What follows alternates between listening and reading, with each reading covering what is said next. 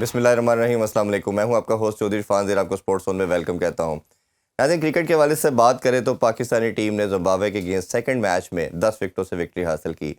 ये जो हमने कल भी जिक्र किया था कि ये क्या सिलसिला कार है कि पाकिस्तान अपने हर इवेंट का मोस्ट ऑफ द टाइम पहला मैच हारता है और फिर ग्रेजुअली मोमेंटम पकड़ता है। बट ये कुछ इस साल ऐसी डिफीट्स हुई जो काफ़ी ज़्यादा हार्ट ब्रेकिंग थी, हार्ट रेंचिंग थी। यूएसए से हारना, जिम्बाब्वे से हारना, अपनी होम सीरीज़ से बांग्लादेश से हारना, T20 मैच में आयरलैंड से हारना, अफ़गानिस्तान से पहली दफ़ा ओडीआई में हारना, ये कुछ ऐसे क्रिकेटिंग मसाइल हैं जिसमें हमें लगता है कि शायद पाकिस्तान टीम एक स्टेप आगे जाती है, 2-3 स्टेप पीछे आ जाती है। जो कंसिस्टेंट बेसिस के ऊपर परफॉर्मेंस है, वो सबसे बड़ा प्रॉब्लम रहा है हमारी क्रिकेट का। और हमारा मानना ये है कि जहाँ अनप्रेडिक्टेबल साइड कहा जाता है, इसी वजूहात की वजह से कि आपके प्लेयर, अब कई दफ़ा आपको लगता है कि कंसिस्टेंट बेसिस पे चांसेस नहीं मिल रहे। बोर्ड के ऊपर बात करें जी, चेयरमैन चेंज हो जाता है, 26 सेलेक्टर चेंज हो गए, 5-6 कोचेस चेंज हो गए। बट फिर भी मेरा मानना है कि दुनिया सारी में रोटेशन पॉलिसी भी होती है, सब कुछ होता है, बट इतनी इनकंसिस्टेंट किस्म की परफॉर्मेंस हमें देखने को नहीं मिलती जो पाकिस्तान टीम में नज़र आती है। बट उम्मीद करते हैं जी तीसरे मैच में पाकिस्तानी टीम अच्छा परफॉर्म करेगी और विक्ट्री के साथ सीरीज़ अपने नाम करेगी। इस हवाले से अगर बात करें तो ओबियसली आकिब जावेद जो हैं वो अब इंटरिम कोच के तौर पे काम कर रहे हैं। अब देखना पड़ेगा कि वो किस तरह टीम को बिल्ड करते हैं मोहम्मद रिजवान के साथ और लेके चलते हैं। सबसे बड़ी अपडेट के हवाले से बात करें तो जी ओबियसली चैंपियन ट्रॉफी के हवाले से है। आईसीसी ने 29 जो नवंबर को स्केड्यूल अनाउंस किया है मीटिंग के हवाले से। जितने भी मेंबरान हैं 15 कंट्रीज़ के, वो इसमें पार्टिसिपेट करेंगे। वर्चुअल मीटिंग होगी, उस पर बात की जाएगी चैंपियन ट्रॉफी के हवाले से। और मेरे सोर्सेज के मुताबिक ज़्यादातर कोशिश यही की जा रही है, प्रेशर यही होगा कि हाइब्रिड मॉडल के ऊपर है। बट अभी तक की राय के मुताबिक यही न्यूज़ है कि पाकिस्तानी बोर्ड और इसी पे परसिस्टेंट है कि पूरी की पूरी चैंपियन ट्रॉफी पाकिस्तान में हो। इन तमाम अफेयर में आज डिटेल में बात करेंगे। हमारे साथ सीनियर स्पोर्ट्स एनालिस्ट सनाउल्लाह मौजूद है, उनसे बात करते हैं। अस्सलाम वालेकुम सना भाई। वालेकुम अस्सलाम जी, thank you so much for joining जी। सना भाई, मैं पहले स्टार्ट चैंपियन ट्रॉफी से ही कर लेता हूँ, और आप भी हेडक्वार्टर के काफ़ी करीब है, आईसीसी के ऑफिस के काफ़ी पास है, दुबई में मौजूद है। ये बताइए ये किस तरफ ये चीज़ें जा रही हैं? क्योंकि मेरा मानना ये है कि पाकिस्तान को कहीं ना कहीं लाइन ड्रॉ करनी चाहिए थी। शायद जब हम लास्ट ईयर वर्ल्ड कप खेलने गए थे तब हम उनसे रिटर्न एग्रीमेंट करवा लेते। आल्दो के कुछ लोगों का मानना ये है कि 2021 का जब एमओयू साइन हुआ था स्केड्यूल को लेके, तब भी ये डिसाइडेड ही था समहाउ। बट मेरा ख्याल है कि जब लास्ट टाइम हम गए वर्ल्ड कप के लिए तो अगर कुछ चीज़ें प्रोएक्टिव बेसिस के ऊपर करवा लेते, क्योंकि सबको मालूम था कि भारत कुछ ना कुछ ऐसा ज़रूर करेगा। शायद हम अपने खाम ख्याली के अंदर या कबूतर की तरह आंखें बंद करके बैठे रहे। अब 11th आवर में हम प्रॉब्लम में फंस गए हैं। आप किस तरफ ये जाते हुए देखते हैं डिसीजन को? देखिए, ये टूर्नामेंट और टूर्नामेंट वेरी करता है। अभी बीसीसीआई चाहे कि पाकिस्तान से रिटर्न एग्रीमेंट करवा ले कि जो 2027 में वर्ल्ड कप होना है, पाकिस्तान टीम आएगी, लास्ट में आएगी, तो it's too early to say anything. बाकी पाकिस्तान ने, आपको याद होगा जब बिग 3 की सपोर्ट की थी नेतम सेठी साहब ने, वो 6 टूर्स बायलैटरल तय पाए थे, इसमें से 4 बार इंडिया ने पाकिस्तान आना था, 2 बार पाकिस्तान ने भारत जाना था। फिर हम साथ सी अदालत भी चले गए थे। तो रिटर्न वाला मामला तो भारत कर नहीं रहा, इवन कि वो आईसीसी के साथ नहीं कर रहा, इवन कि वो आईसीसी के साथ नहीं कर रहा रिटर्न वाला। पाकिस्तान क्रिकेट बोर्ड ने जो आईसीसी से कहा कि भारत के ना आने की वजह आप रिटर्न हमें बताएं कि क्या भारत कह रहा है, तो भारत ने रिटर्न नहीं दिया अभी तक कि हम सिक्योरिटी की वजह से नहीं आ रहे या डिप्लोमेटिक प्रॉब्लम्स हैं इस वजह से हम नहीं आ रहे। ये दोनों वजह उन्होंने लिखकर नहीं दी है जो आईसीसी पाकिस्तान को दे दे। अब जो 29 को मीटिंग होनी है, ये मुझे लगता है कि अब तय पा जाएगा कि जो चैंपियंस ट्रॉफी है ये हाइब्रिड मॉडल पे होनी है, ये सिर्फ पाकिस्तान के अंदर होगी। और शायद जो पहले खबरें आ रही थी कि जय शाह साहब और मोहसिन नकवी साहब आपस में इस मामले को तय कर लें, जो कि मुझे लगता है कि दोनों बैठ के नहीं कर सकते हैं, क्योंकि दोनों अपने अपने स्टांस के ऊपर खड़े हैं और 1 इंच नहीं हिल रहे हैं। तो ऐसे में कहां से डेडलॉक खत्म हो सकता है? अब जो बोर्ड मीटिंग कॉल की है, जो मुझे डर लग रहा है कि ये वोटिंग की तरफ मामला ना चला जाए, जिसके अंदर 15 मेंबर्स होते हैं, 12 परमानेंट हैं, 3 एसोसिएट के हैं। वैसे तो इसके अंदर सीईओ भी बैठते हैं, चेयरमैन आईसीसी भी बैठते हैं और एक इंडिपेंडेंट डायरेक्टर भी बैठते हैं, मगर वो तीनों जाहिर है वोटिंग का राइट नहीं रखते। हाँ जी, वोटिंग ये का राइट 15 नहीं वोट हैं, उसके अंदर अगर वोटिंग में मामला चला गया तो पाकिस्तान का होमवर्क कितना मजबूत है, पाकिस्तान ने कितने अपने दिए कितने बोर्ड के साथ कांटेक्ट कर रखा हुआ है, क्योंकि ये नौबत तो आ सकती है। अच्छा, इन्होंने मोहसिन नकवी साहब ने कहा जी हमारे तमाम बोर्ड्स के साथ रब्ता है। साहब भाई वो कह रहे हैं कि हमारा रब्ता है, हमने बात कर ली है, तमाम कंट्रीज विलिंग है पाकिस्तान चैंपियन ट्रॉफी खेलने के वाले से। तो आपके ख्याल में इसमें कुछ सदाकत है? और ये दूसरी तरफ भारत की जो डिप्लोमेसी है और 80% जो रेवेन्यू देता है हर साल आईसीसी को, तो क्या आपके ख्याल में ये, और प्लस आईपीएल का जो इन्फ्लुएंस है तमाम टीमों के ऊपर या प्लेयर्स के ऊपर भी, इवन बोर्ड के ऊपर भी, जितनी वो हैवी अमाउंट देते हैं, क्या पीसीबी अपने स्टांस को किसी तरह आपको लगता है कि इम्प्लीमेंट करवा पाएगा, या आपको लगता है बहुत मुश्किल है, हाइब्रिड मॉडल पे ही जाना पड़ेगा? देखिए, मुझे लगता है ये बोर्ड मीटिंग बहुत अहम है। इसके अंदर जो डिसीजन होगा, अगरचे दोनों बोर्ड्स की सरकार ने फैसले कर रखे हैं, पाकिस्तान की भी सरकार ने बोर्ड को बोला हुआ है कि आपने हाइब्रिड मॉडल पे नहीं खेलना है, और भारत को भी उनकी सरकार ने बोला है कि आपने पाकिस्तान जाके नहीं खेलना। बट बोर्ड मीटिंग का फैसला ये बहुत क्रूशियल है, उसके बाद ये सरकार वाला मैटर भी सॉर्ट आउट हो सकता है। लाइक अगर बोर्ड मीटिंग में ये फैसला हो जाए कि पाकिस्तान में जाकर ही भारत को खेलना पड़ेगा, बाकी बोर्ड्स मेंबर भी ये कहें कि यार भारत का मौकफ शायद गलत है और पाकिस्तान का ठीक है, तो फिर भारतीय बोर्ड को अपनी सरकार से बात करनी पड़ेगी। फिर एक चांस है कि भारतीय टीम पाकिस्तान आ जाए। बट पॉइंट इज कि अगर मामला वोटिंग पर आता है तो क्या बोर्ड मेंबर पाकिस्तान के मौकफ की तायद करेंगे या नहीं करेंगे, और खुदा ना खासा अगर वो नहीं करते हैं और पलड़ा बीसीसीआई का भारी रह जाता है, तो फिर पाकिस्तानी क्रिकेट बोर्ड को अपनी सरकार से बात करनी पड़ेगी कि अब चूंकि आईसीसी प्लेटफॉर्म के ऊपर सबने मिलकर ये फैसला किया तो पाकिस्तान को फॉलो करना पड़ेगा। बट फिर भी पाकिस्तान के पास एक सोल्यूशन जरूर रह जाता है कि पाकिस्तान चैंपियंस ट्रॉफी का बायकॉट नहीं करेगा। जाहिर है पाकिस्तान का भी तो जी। मौकफ यही है ना कि अगर हाइब्रिड मॉडल पे हो तो हम चैंपियंस ट्रॉफी से पुल आउट कर जाएंगे। फिर पाकिस्तान बाकी टीमें अगर इंडिया के साथ खेलने आए दुबई वगैरह तो खेल लें, बट पाकिस्तान के पास फिर एक चांस रहेगा कि क्या वो अपना मैच फॉरफिट करेगा भारत के साथ। ये एक बड़ा क्वेश्चन मार्क जरूर रहेगा कि इस बोर्ड मीटिंग के बाद आईसीसी जो फैसला करता है और उसके बाद पाकिस्तान क्रिकेट बोर्ड का रिस्पॉन्स क्या आता है, ये दो चीजें बहुत खास है। अच्छा, इसमें स्पेकुलेशन के ऊपर बात करते हैं। दो ऑप्शन मैं आपसे जानना चाहूँगा। एक तो यह है कि हाइब्रिड मॉडल अभी तक मुझे जो लगता है, और शायद उसी पे जाएंगे और बोर्ड के बाकी मेंबरान भी उसी तरह बात करेंगे आईसीसी के, अगर उस पे जाते हैं तो एक बात ये की जा रही है कि पाकिस्तान अपना इन्फ्लुएंस डाले कि हम भारत के साथ नहीं खेलेंगे, हम अपने आप को दूसरे ग्रुप में रखते हैं और हम भारत के साथ खेलते ही नहीं है। दूसरी टीमों ने जिन्होंने खेलना है वो दुबई खेल के पाकिस्तान ट्रैवल करके आ जाए। आपके ख्याल में ये अच्छी ऑप्शन है, या सेकंड ऑप्शन ये है, क्योंकि रेवेन्यू तो 50% से ज़्यादा आप भी जानते हैं, मैं भी जानता हूँ कि पाकिस्तान इंडिया मैच का है, बाकी तो पूरा इवेंट अपनी जगह पे सेपरेट खड़ा है, या पाकिस्तान उनके साथ खेले और अगला जो वर्ल्ड कप खेलना है हमने, मेन और वुमेन और एशिया कप होना है, उसके वाले से कोई ऐसी रिटर्न चीज़ें लेके आए कि जी अब आपके जो कंट्री में वर्ल्ड कप होगा, क्योंकि एशिया कप तो ऑब्वियसली एसीसी का पार्ट है, आईसीसी का इवेंट नहीं है, तो उसमें हम भी हाइब्रिड मॉडल के तहत खेलेंगे, हम भी जाके आपके कंट्री में नहीं खेलेंगे। इस पे बात करें, आपके ख्याल में दोनों में से कौन सी ऑप्शन ज़्यादा बेहतर हो सकती है? अच्छा, मुझे आपकी बात बिल्कुल कट कट के आई है, मुझे किसी सवाल की आपकी समझ मैं नहीं आ रिपीट पाई। कर पहले देता भी हूँ। एक सवाल थोड़ी आवाज डिस्टॉर्ट हो रही है, उसमें समझ नहीं आई मुझे, इसमें बिल्कुल समझ नहीं आई। अच्छा, मैं रिपीट कर देता हूँ, मैं क्वेश्चन रिपीट कर देता हूँ। दो ऑप्शन के ऊपर स्पेकुलेट किया जाता है, या हम इस पर बात कर सकते हैं। नंबर वन ये कि पाकिस्तान अपने आप को कहे कि जी हम भारत के साथ नहीं खेलते, अपने आप को सेकंड ग्रुप में रखता है, और जो टीमें भारत के साथ खेलना चाहती हैं वो खेल के उस दूसरे सेकंड ग्रुप में वो खेल के पाकिस्तान ट्रैवल कर जाए। और दूसरी बात ये है कि पाकिस्तान ने आगे T20 वर्ल्ड कप खेलना है, मैन का भी और वुमेन का भी, क्योंकि एशिया कप जो है वो तो उसके आईसीसी के एम्बर्ट में नहीं आता, तो पाकिस्तान उसका भी रिटर्न करवाए कि हम भी वो वर्ल्ड कप जो है हाइब्रिड मॉडल के तहत ही खेलेंगे।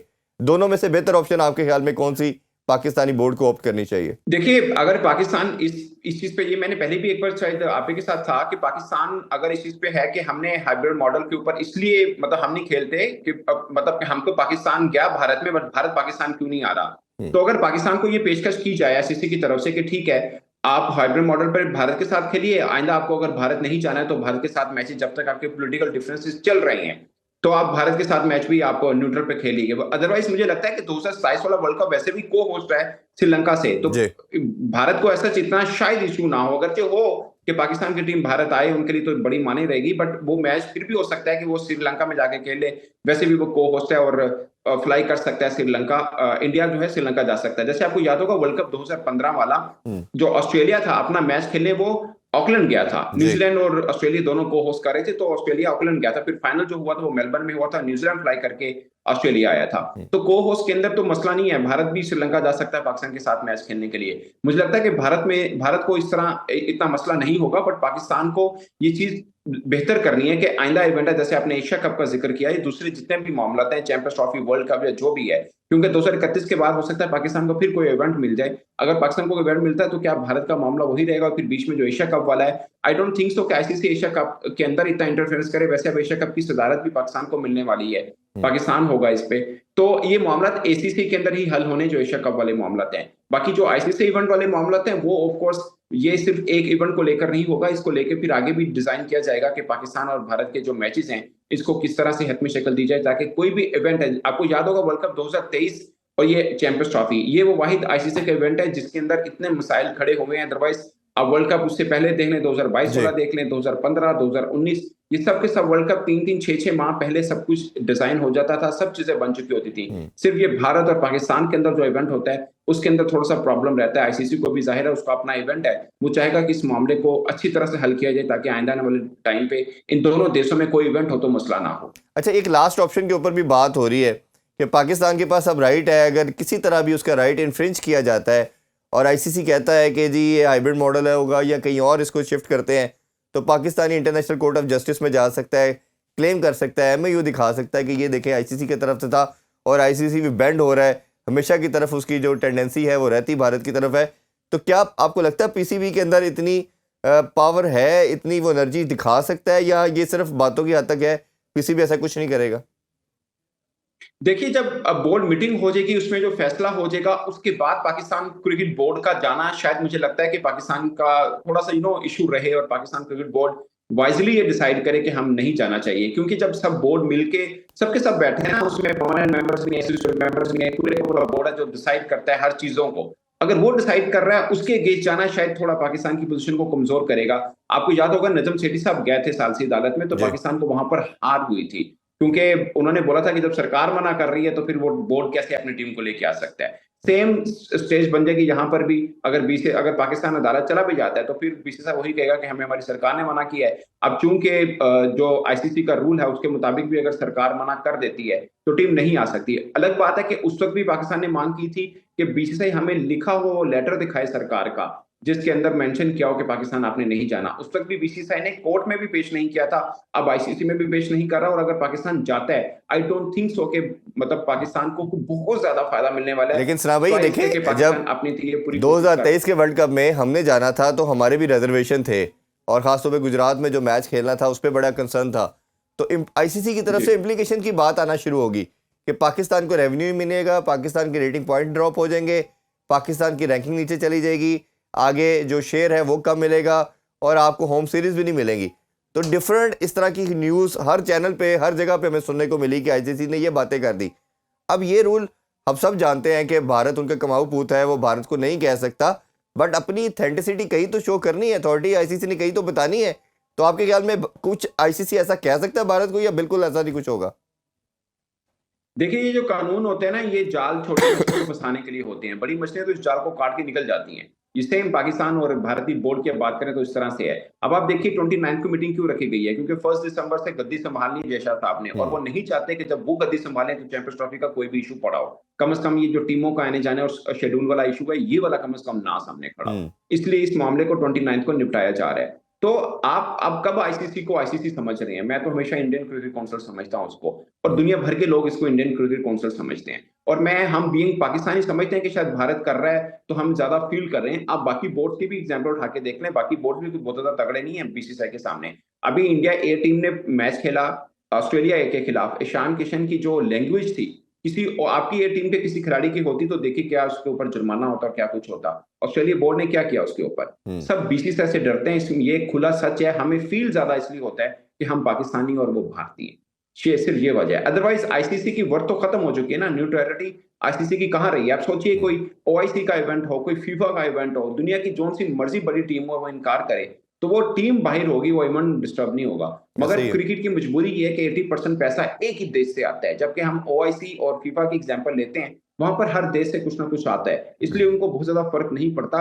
आईसीसी की मजबूरी भी कुछ इस तरह से है कि पैसा एक देश से 80% अगर आ रहा है, देखिए ना, 4.25 बिलियन डॉलर आईसीसी की 4 साल में कमाई है, जिसमें से $3 बिलियन सिर्फ भारतीय ब्रॉडकास्टर दे रहे हैं उनको। तो वो क्यों नहीं उस देश की तरफ टिल डाउन होंगे? ये तो एक मतलब सच है, शायद हमें बीइंग पाकिस्तान वो हम सारे उस चीज को एडमिट करते हैं, पैसा वहां से आ रहा लेकिन है तो आईसीसी भी प्रेसिडेंट के तौर पे आप सना भाई कई चीज़ों को ना आप प्रेजेंट करते हैं।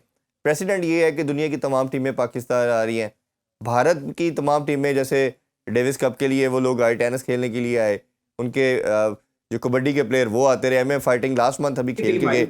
अभी रिसेंटली इसके बाद उन्होंने अपनी ब्लाइंड टीम को भी रोक दिया, कबड्डी की टीम को भी रोक दिया।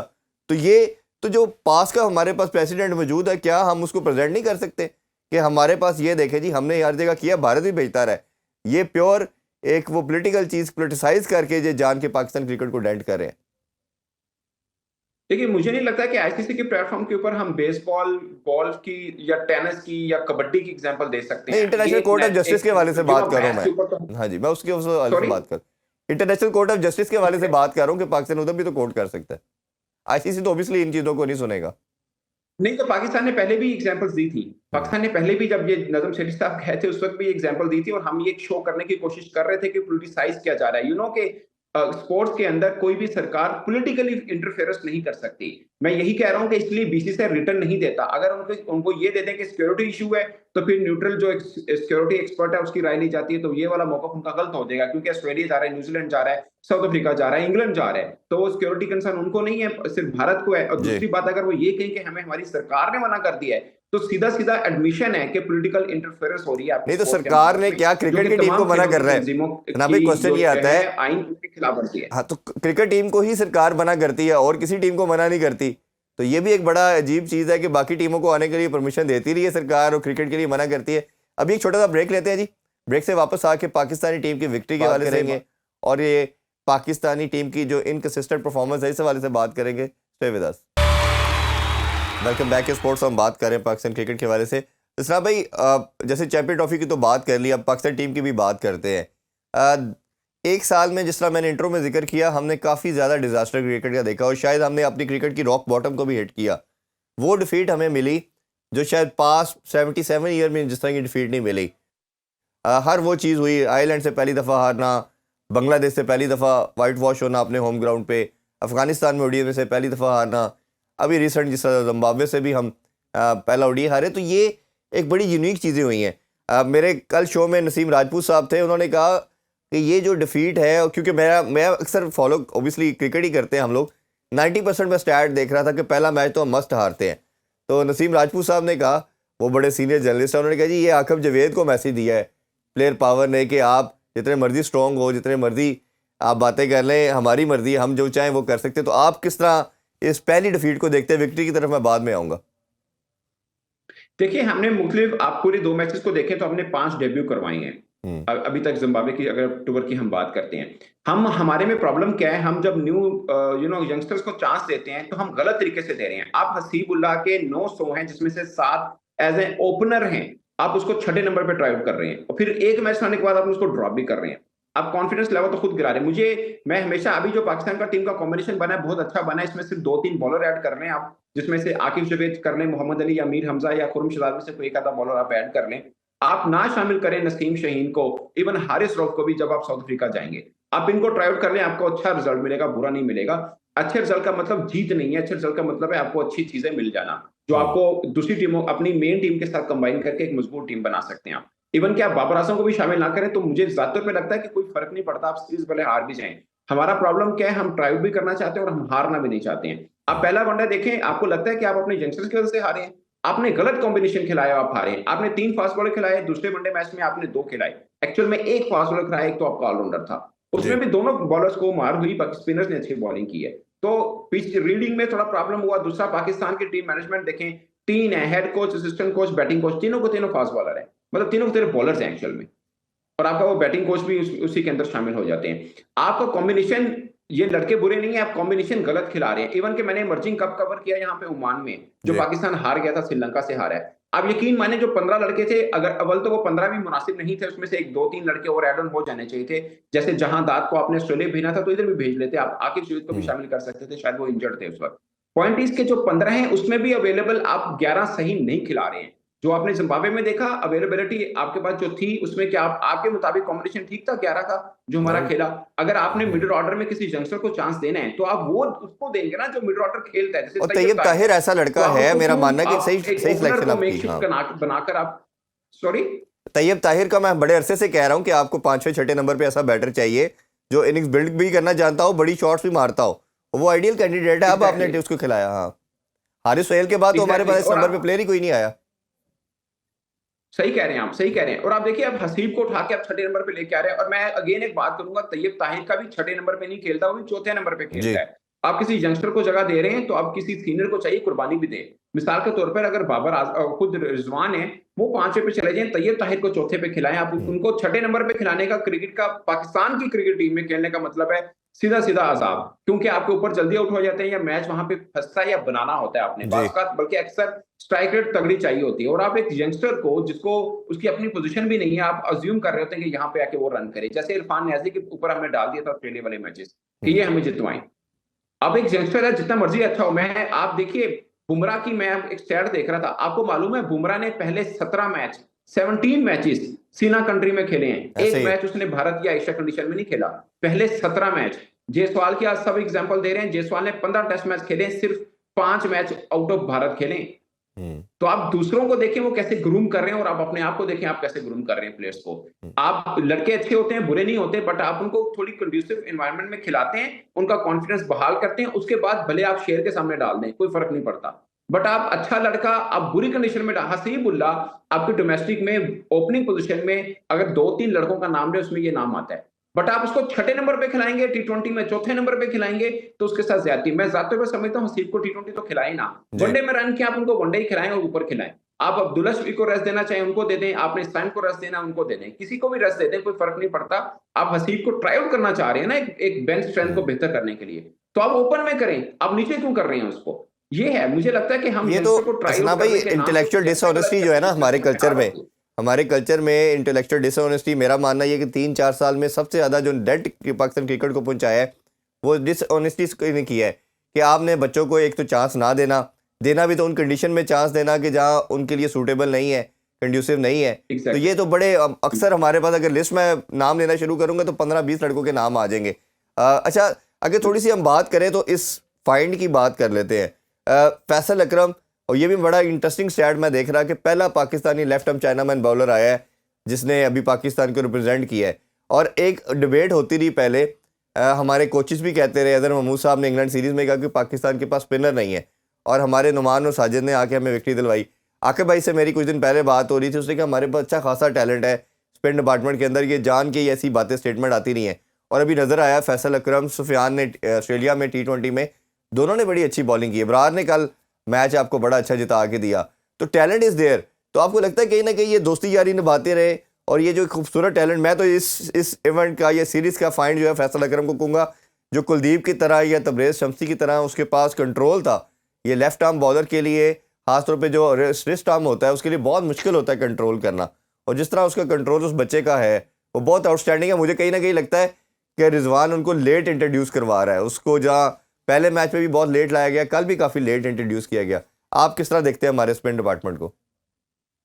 देखिए इसमें दो चीजें हैं, एक ये कि अंग्रेजों के सामने अंग्रेजी भूल जाती है। अब आप एक ऐसा एनवायरनमेंट के ऊपर अपने स्पिनर ट्राई आउट देख रहे हैं, खासकर अबरार को और फैसल अकरम की भी आप बात करें, जहां पे स्पिन बहुत, इवन के सलमान आगा विकेटें ले रहे हैं, हम्म, तो वहां पे आप परफॉर्मेंस को देखकर आप ये नहीं कह सकते कि सानू मतलब कुलदीप ज्यादा मिल गया है। बाकी फैसल अकरम मुल्तान सुल्तान से खेलता है, रिजवान अच्छे से समझता है इसको कैसे यूज करना है।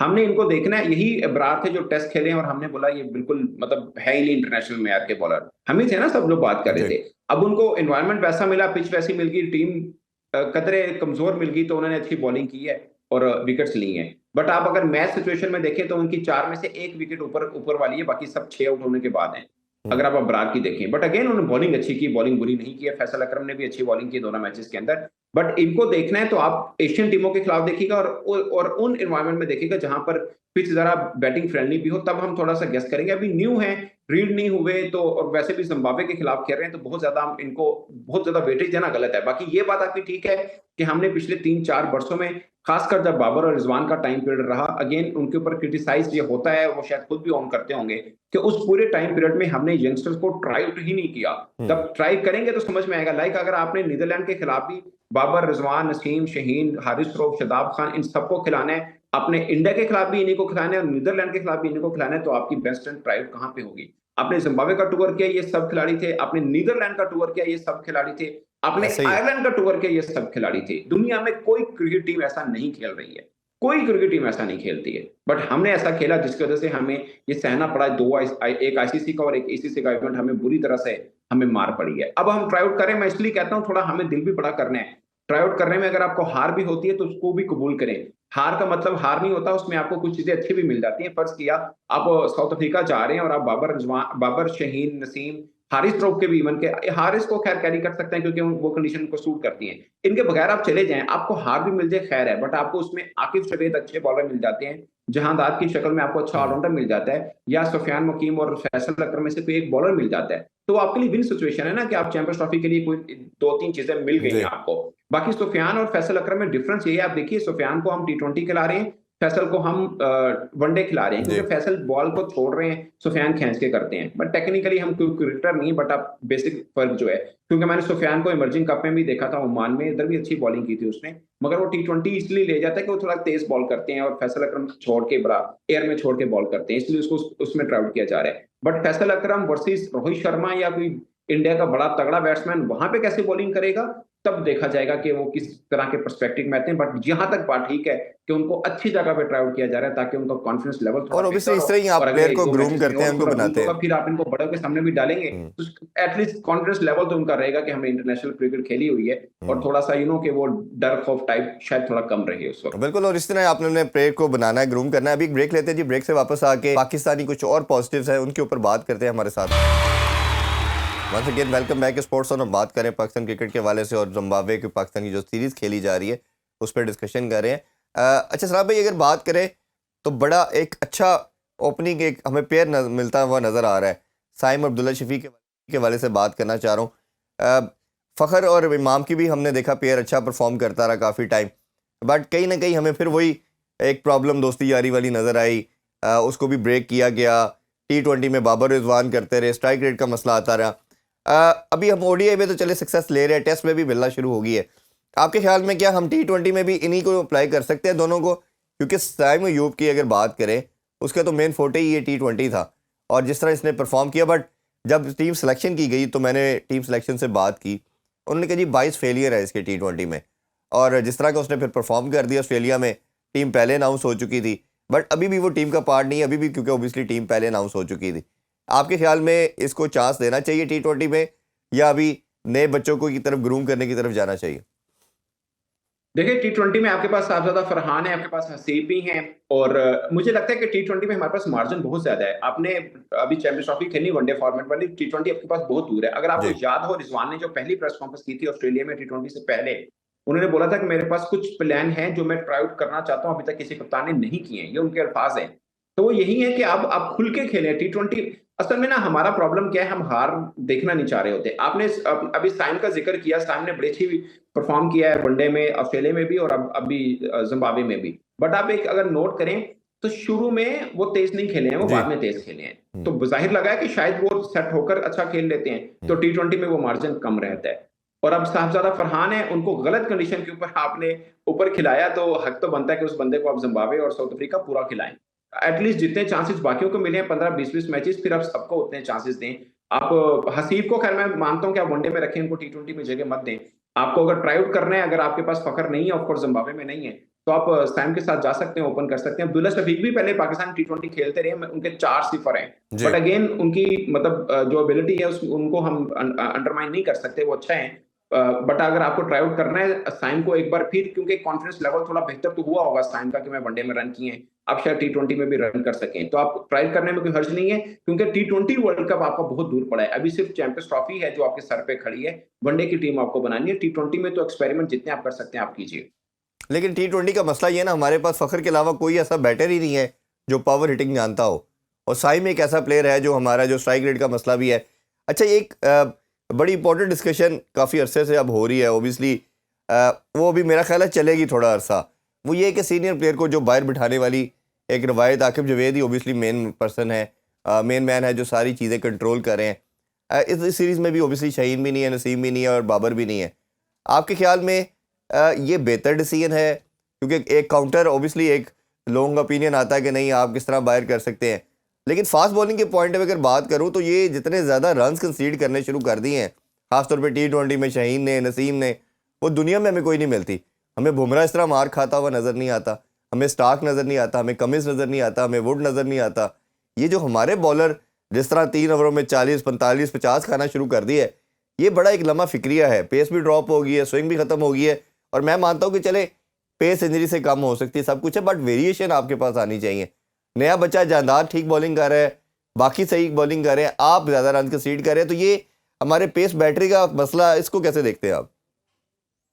देखिए, आप पाकिस्तान की अपने एग्जांपल्स दिए हैं। आप हसन अली से शुरू कीजिए ना, अगर पाकिस्तान की जी एग्जांपल लेनी है, आप हसन अली से करें, आप आमिर जमाल पे भले आ जाएं, आप नसीम पे आए, आप शहीन पे आए, सब इंजरी के बाद फीके हुए हैं। अब मुझे दुनिया का कोई बॉलर बताएं, आप अभी आपने बुमराह का जिक्र किया, वो साल से ज्यादा बाहर बैठा रहा है, बट वो एशिया कप में आया, वो मैंने कवर किया एशिया कप जो था, आपने उसकी बॉलिंग पेस देखा, पहले से ज्यादा था। ज़्यादा था, हाँ और जी। उनकी लाइन एंड हार्ड लाइन को जो हिट करने की एबिलिटी है, पहले से ज्यादा बेहतर हुई है। वो पहले से ज्यादा डेंजरस बॉलर बन के सामने आया।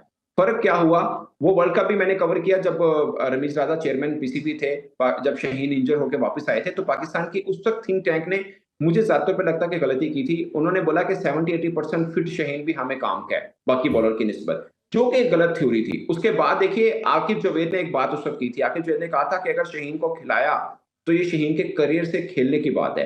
वो शहीन को शायद उस वक्त समझ में नहीं आई थी, और शायद आज भी समझ में नहीं आई हो। हम सीनियर्स के ऊपर नहीं आना कि सीनियर्स को बिठाएं या ना बिठाएं, तनकीद होती है। आपके बॉलर, आपको फास्ट बॉलर चाहिए। शहीन आपको, जो 2021 में जहां से शहीन ने ऊंची उड़ान उड़ी थी, आप वो स्पेल आज भी उठा के देख लें, खासकर जो ऑस्ट्रेलिया के खिलाफ किया था, जो उन्होंने फिंच के सामने किया और बाद में मिचेल मार्श के सामने किया। पूरा ओवर में एक बॉल 142 की थी, बाकी सब 147 148 की जी उन्होंने। अभी आप हाईलाइट उठा के देख लें, वो पूरे का पूरा ओवर शहीन का। अगर आपको शहीन चाहिए तो शहीन 145 प्लस चाहिए। शहीन 130 133 135 वाला नहीं चाहिए। उनको मतलब रेस्ट देने में कोई हर्ज नहीं है। चैंपियंस ट्रॉफी में बहुत कम टाइम जरूर है, मगर आप उनको इतना टाइम पीरियड दे सकते हैं कि वो अपने पेस को बेहतर करें। आपको क्या जरूरत है साउथ अफ्रीका के अंदर टेस्ट भी उनको खिलाने की, वनडे भी खिलाने की, या T20 भी? आप रेस्ट दें, कोई फर्क नहीं पड़ता। आप जो ट्राई नेशन सीरीज खेलनी है चैंपियंस ट्रॉफी से पहले, न्यूजीलैंड पाकिस्तान साउथ अफ्रीका ने, वहां पे ट्राई आउट कर लेगा शहीन को, और उनको इतना लंबा ब्रेक दें, उनको बोलें कि आप अपना पेस वापस लेके आए। सेम नसीम के साथ है। जी आप कह रहे हैं उनकी वो नजर नहीं आ रही एबिलिटी जो पहले हुआ करती, जब पेस नहीं है ना। आप 130 का यॉर्कर फेंक लेंगे, 145 का फेंकेंगे, फर्क तो होगा ना। बॉल तो उसी लाइन नहीं, पे कर तो सकते हैं, सुना भाई, मगर ये पेस नहीं क्वेश्चन है ये तो उसका राइज क्या होता फर्क है, है ये अभी। मैं हमेशा करता हूँ कि दुनिया सारे में, आप जैसे बुमराह की एग्जांपल ले रहे हैं, हर प्लेयर ग्रेजुअली इंप्रूव होता जा रहा है। जैसे वाल की बात करें, कितना खूबसूरत वो ग्रूम होता जा रहा है लड़का। हमारा हर लड़का कैरियर पीक से स्टार्ट करता है, नीचे आता जाता है। किसी कोई एक सिंगल इंडिविजुअल भी हम नहीं कह सकते जिसने अपने आप को प्रूव किया है। 90% आप लड़कों के नाम लेंगे, स्टार्ट ऐसा था कि जैसे दुनिया क्रिकेट को बताया कि जी इससे बड़ा कोई प्लेयर नहीं है, बट 2-3 साल के बाद जैसे मूसा खान शायद। थे, जैसे मूसा खान थे, हाँ नसीम के साथ आए थे वो। जी, बेतहाशा नाम है, लिस्ट लेना है, नाम लेना शुरू करेंगे, इमाद है, शादाब है, फ़खर है, फ़हीम अशरफ है, सबके नाम ले लें आप, कि कैरियर स्टार्ट देखें और डिक्लाइन देखें। आप इसको बेसिक रीज़न क्या समझते हैं? कोई मेंटल ब्लॉक है, या कुछ सर्टन चीज़ें पैसे के लिहाज से बात करें, इन टर्म्स ऑफ फाइनेंशियल, ये अचीव कर लेते हैं अपनी, वो जो एक इंसान के अंदर अर्ज होती है ज़्यादा आगे बढ़ने की, ग्रोथ करने की, वो रुक जाती? क्या बेसिक रीज़न लगता है? आप पाकिस्तान क्रिकेट को काफ़ी अरसे से कवर करें, ये प्रॉब्लम कहाँ लाई करता है ये? देखिए, आपको जो पिछले 4-5 वर्षों से स्पेशली टैलेंट मिला है, कहां से मिला है? खैबर पख्तूनख्वा से मिला जी है ना आपको। जितने भी आ रहे हैं, पहले होता था सिर्फ यूनुस खान और उमर गुल खेलते थे, या शायद अफरीदी को काउंट कर लें, बाकी सब पंजाब कराची के लड़के होते थे। मैं उसमें नहीं आ रहा, बट मैं वैसे आपको टैलेंट वाइज बात कर रहा हूँ। अब खैबर पख्तूनख्वा के लड़के आ रहे हैं, बट उनमें प्रॉब्लम क्या है? आते हैं तो जबरदस्त होते हैं, बाद में फीके मिलते हैं। मिसाल के तौर पर 2 बॉलर, एक जमान खान, मुझे लगता था कि T20 में पाकिस्तान के सबसे अच्छे बॉलर वो बन सकते हैं, क्योंकि डेथ ओवर अच्छे करते हैं, नया बॉल भी पीएसएल में करते रहे हैं। और दूसरा मूसा खान। अब दोनों को उठा के देखें, दोनों का वेट डिफरेंस हुआ या नहीं हुआ? जब वो आए, डेब्यू किया, और उसके ठीक 3 माह के बाद आप उनका वेट देखें कितना बढ़ा है। तो प्रॉब्लम थोड़ा सा बोर्ड के अंदर तो है, इसमें कोई शक नहीं, ग्रूम नहीं किया जाता, मगर प्रॉब्लम हमारे क्रिकेटर्स में भी है कि वो भी शायद मेहनत छोड़ देते हैं। जिससे वो एक ना बड़ा जबरदस्त एक लाइन है कि डर ये नहीं है कि हम बड़ा ख्वाब देखेंगे जो पूरा नहीं होगा, डर ये है कि हम छोटा ख्वाब देखते हैं जो पूरा हो जाता है। तो ये प्रॉब्लम है इनका। ख्वाब बस यही है कि पाकिस्तान खेलना, वो खेल लिया, उसके बाद ये नहीं है कि हमने दुनिया फतह करनी है, हमने जसप्रीत बुमराह को पीछे छोड़ना है या पैट कमिंस को पीछे छोड़ना है। शायद वो वाला ख्वाब नहीं है हमारे क्रिकेटर्स का, माजरत के साथ। अदरवाइज टैलेंट तो सबसे बड़ा आता है हमारा, खैबर पख्तूनख्वा से आता है जी। ज्यादा, जितना भी आ रहा है। इवन के बैट्समैन भी वहां से अच्छे आ रहे हैं, बॉलर्स भी तो अच्छे आ ये रहे हैं, जाते हुए मगर एहसानुल्लाह के आते हवाले अच्छे से कोई लगते हैं, अपडेट उसके बता बाद दे। लगता है कि एहसानुल्लाह की इंजरी थी, उसके कुछ इंटरव्यूज हमारे सामने आए, वो काफ़ी दिल बर्दाश्ता है, वो कहता है मैं तो दोबारा मजदूरी की तरफ जा रहा हूँ। तो एहसानुल्लाह के हवाले से क्या अपडेट है आपके पास? सॉरी, आपकी बात कट गई थी। मैं कह रहा हूँ एहसानुल्लाह के हवाले से ज़रूर बताइए, उनके कुछ इंटरव्यूज हमने देखे हैं, और मेरी भी एक दफ़ा बात हुई थी, वो काफ़ी दिल बर्दाश्ता है अब, और वो कह रहे हैं कि मुझे चांस नहीं दिया जा रहा, मुझे कोई टेक केयर नहीं कर रहा, ना बोर्ड कर रहा है, ना कोई और इंडिविजुअल कर रहा है, तो मैं शायद दोबारा मजदूरी की तरफ चला जाऊँ। तो उसके वाले से क्या अपडेट आपके पास? आप एहसानुल्लाह के अच्छा एहसानुल्लाह के साथ में तकरीबन ना कोई 8-10 दिन से लगातार मैं राब्ते में था, उनसे बातचीत मेरी रहती थी। वो वो क्या कर रहे हैं वहाँ पे क्लब क्रिकेट के मैचेस वो लगातार खेल रहे हैं। आप यकीन माने मेरे लिए सबसे बड़ा सरप्राइज़ था, मैं क्रिकेट बोर्ड से भी राब्ते में था, उधर एहसान से भी राब्ते में था। क्रिकेट बोर्ड ये कह रहा है कि यार वो फिट ही नहीं है, उसका तो चैप्टर ही क्लोज़ हो गया है। डॉक्टर्स ने कहा है कि साल लगेगा फिट होने में। बट ऑल ऑफ सडन मैंने चैंपियंस टी20 कप में उसका नाम देखा, मैंने कहा ये तो क्रिकेट बोर्ड कल तक तो ये कह रहा है कि ये फिट ही नहीं है। हुँ। अचानक कैसे हुआ? वो एहसान बेचारा रोज़ाना कह रहा था कि मैं फिट हो गया हूँ, मैं मैच खेल रहा हूँ, मेरा पेस उसने जब शुरू से क्रिकेट खेलना शुरू किया है, उसका 127 130 पेस हो गया था। फिर 135 पे आया, फिर 140 को भी उसने क्लिक किया। बट आई डाउट क्या वो 140 से ऊपर बॉल कर रहे हैं या नहीं कर रहे हैं, और मुझे ये भी शक है कि वो क्या चैंपियंस टी20 कप में नाम तो आ गया, वो खेलेंगे भी या नहीं खेलेंगे? क्योंकि अभी जो मेरी बात हुई है वो ये है कि अभी शायद डॉक्टर्स उनको उनका मुआयना रखेंगे, जी। अंडर सुपरविजन रहेंगे। अगर डॉक्टर को फील हुआ कि नहीं अब उनका फिटनेस अब बहुत अच्छा हो चुका है, तो वो खेल सकते हैं और फिर देखेंगे उनका और वो पेस मेरी कितना बात हुई बेहतर थी है। कि अगर शायद वो अभी कुछ 140 अर्सा 142 टी20 खेल सकेंगे, टी20 तो उसके बाद फिर ग्रेजुअली 8-10 मंथ के बाद वो लंबे फॉर्मेट की तरफ आ सकते हैं। बहुत शुक्रिया आपके टाइम का स्टार भाई, इंशाल्लाह फ्यूचर में दोबारा आएंगे। दुआ करते हैं जी ये जो टैलेंट है इसको प्रॉपर एग्जीक्यूशन की तरफ रिस्पॉन्सिबिलिटी ऑब्वियसली सबसे ज़्यादा बोर्ड की आती है, ऑनर्स उन सीनियर्स की आती है जो इनको साथ लेके चलते हैं, उन कोचेस की आती है। तो ये टैलेंट को वेस्ट ना करें, इनको बनाइए, हमारे बच्चे हैं। और इन लड़कों के ऊपर भी रिस्पॉन्सिबिलिटी है कि वो अपने अर्ज को, अपने सर्वसलाली परचम को जब सीने पर सजाते हैं तो उस अर्ज को कायम रखें ताकि पाकिस्तानी जो परचम है बुलंद रहे। अपना बहुत ख्याल रखिए, इंशाल्लाह आपसे नेक्स्ट शो में दोबारा मुलाकात होगी। अल्लाह हाफिज़, पाकिस्तान जिंदाबाद।